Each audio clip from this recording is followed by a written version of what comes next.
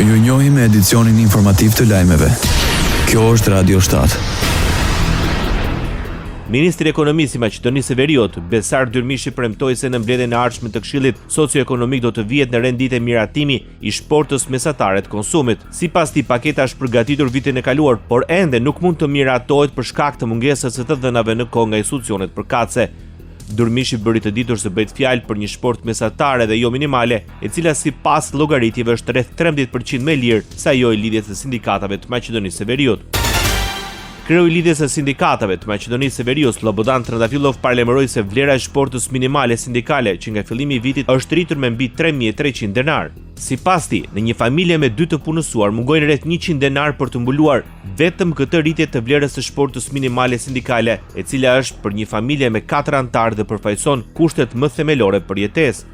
Në mbledhjet e Këshillit Socioekonomik u shqyrtua ndryshimin në ligjin për sigurimin personal dhe invaliditor dhe planin operativ për punësim për vitin 2026 me vlerë rreth 40 milion euro, i cili parashikon masa për vetpunësimin, vende të reja pune dhe trajnime, ligjin për mbrojtjen nga duhani dhe raportet mbi punën e Agjencisë për Punësim me qëllim përmirësimin e tregut të punës dhe uljen e papunësisë.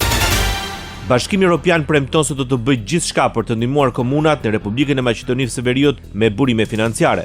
Apeli vjen nga ambasadori BE-s në Shkup. Megjithatë, Mihalis Sroka sqaroi se me afrimin e përfundimit të ciklit financiar të BE-s, i cili përfundon në fund të vitit 2027, është pak e vështirë të diskutojmë fondet e disponueshme për të qenë në gjendje të ndihmojmë, por ne kemi agjendën e reformave, e cila, nëse përmbushen qëllimet e reformat, parashikon 750 milion euro në grante, deklaroi Mihalis Srokas. Radio 7, zëri pozitiv i qytetit.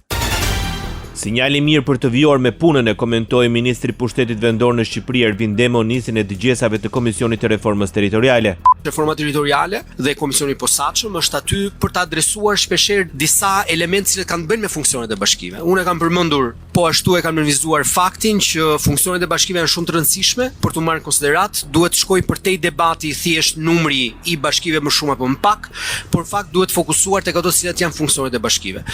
Pas mbledhjes së Këshillit të Ministrave, Demo deklaroi se kjo reformë duhet të garantojë forcimin e bashkive dhe përmirësimin e shërbimeve të tyre. Krahas asaj, ministri i Shtetit për Pushtetin Vendor informoi se 4 bashki kanë miratuar zonat prioritare në kuadër të paketës së maleve. Vetë bashkitë tashmë janë duke konstatuar një interes të shtuar të banorëve të zonave. Besoj shumë që dhe me miratimin e 4 bashkive të fundit do të vazhdojmë po ashtu me ritme edhe më të shpejta për sa i përket aplikimeve në territor.